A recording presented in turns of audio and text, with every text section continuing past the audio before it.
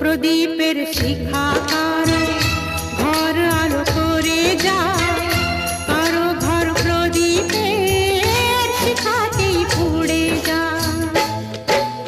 সব লাল পাথরই তো জনি হতে পারে না, সব প্রেম মিলনের মালা পেতে পারে না।